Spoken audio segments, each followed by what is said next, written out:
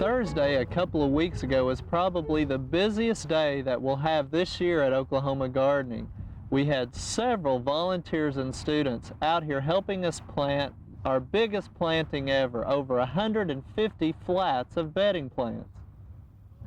Now, if you keep up with us here on Oklahoma Gardening, you know that education is a driving force behind our Oklahoma Cooperative Extension produced TV program. Now, obviously, that is achieved through our weekly programming segments, but it's also accomplished here at our studio gardens, where we give many tours to visitors who can actually see the examples of what we talk about each week. Well, this year we've added a third component to our educational efforts, that of involving the horticulture and landscape architecture students from here on the OSU campus in Stillwater. Assisting in this project is Doug Needham, assistant professor and instructor of some of the horticulture classes here at OSU. Now, Doug gives us a great overview of this unique partnership.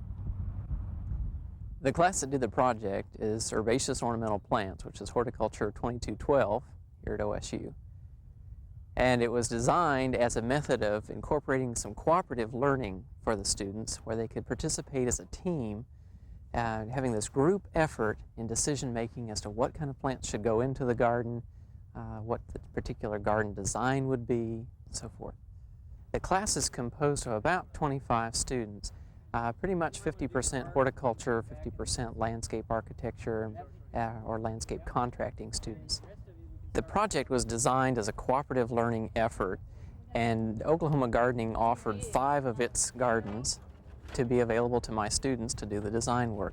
They had an edible garden, an everlasting garden, annual garden, barn garden, and a formal herb garden, allowing the students to choose which particular garden they'd like to work on, hopefully having a special interest in one of those topics. One of the main goals, which I think is probably not readily apparent to the students, is cooperative learning. It's a new method of learning how to work toward a common goal as a whole, as a group, much like what we do when we're out in the real world, as the students say, in our careers, learning how to work with one another to reach this common goal. And that's really what this project was all about. It allowed them to work together, maybe a couple of the members on the team having special expertise in garden design, another 2 of them maybe had special expertise in writing a handout. So one of the components of this project was to write a cultural or historical handout that could be used then at Oklahoma Gardening and given out to visitors in the garden. All of the garden design was performed in our computer laboratory, so that they gained experience using CAD software on the computers, designing the gardens, and this required quite a bit of effort. We would meet for maybe an hour and a half in the lab during class time. The rest of that time they needed to spend on their own, hopefully with the other team members, evenings or weekends, getting together and bouncing some ideas around and seeing how it looked on the computer's monitor as far as color coordination and color schemes. And then eventually building the cultural handout, as well as a spreadsheet that would list all the plants used, quantities, and prices. With a cooperative learning effort, it's always difficult getting each person to contribute. But yes, I think they did well in the end. I'm pleased with the projects. It's exciting to see them excited about coming out and planting the gardens and having participated in Oklahoma Gardening. Our first student project we want to highlight is what we refer to as our formal gardens, where we use raised beds constructed of landscape timbers set in a unique formal pattern. Now, Katie Coburn of Muskogee, Oklahoma, and horticulture student, outlines what their group came up with.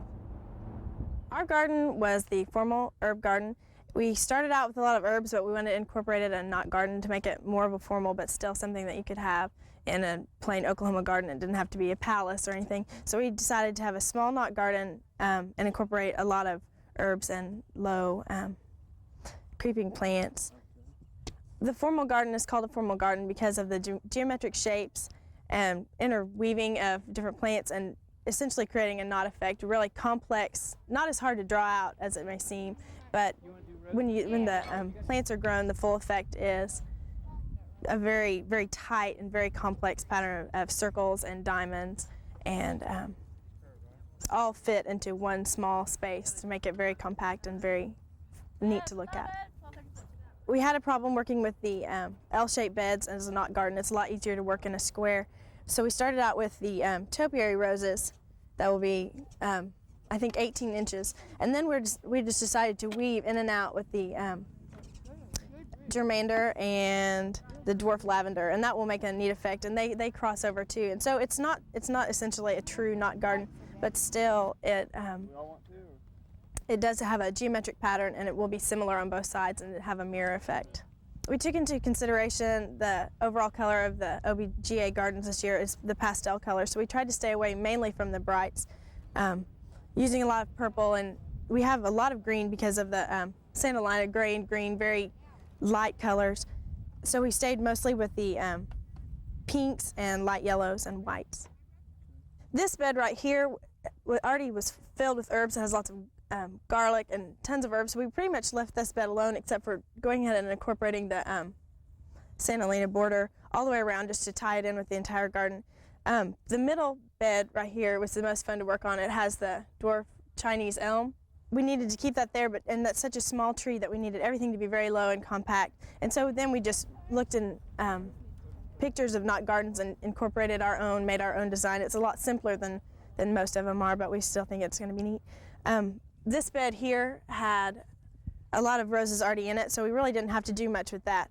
And this bed mirrors this bed exactly. We thought that'd be a neat effect to have it. That's the more formal aspect. And another thing we've added in the paving stones, we've put a little creeping thyme in each, so when your foot brushes over it, the scent is released and everything.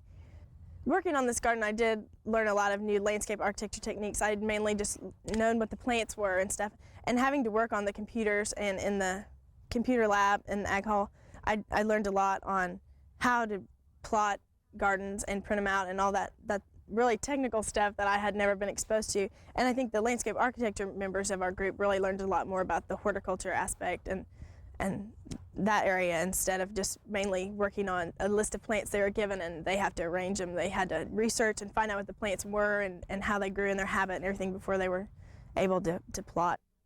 Our team members for the Herb Knot Garden were Carol Cross, Leanne Newell, Jean McMullen, Scott Palmer, Bill Oldle, and myself. And we all pretty much worked together on the research, but Bill and Scott were in charge of the plotting and the landscape architecture. The rest of us are horticulture majors, and we all worked together on choosing our plants and the research and putting all of it together. We want to thank all of the students involved in the formal garden project. We're really anxious to see how it turns out this summer. And of course, a garden of this type is very high in maintenance, but at the same time, it affords us many segments that we can share with you throughout the upcoming season. Now, during the next few weeks, we'll also be sharing with you the other student projects, which will include an edible landscape, an everlasting garden, and some more annual flower beds, so we hope you'll stay tuned. We hope you've enjoyed this classic from the Oklahoma Gardening Vault. Remember, even though these tips and techniques are timeless, there's always something new to learn in the world of gardening. By subscribing to both Oklahoma Gardening and OK Gardening Classics, you'll have access to a wealth of gardening knowledge, both classic and contemporary.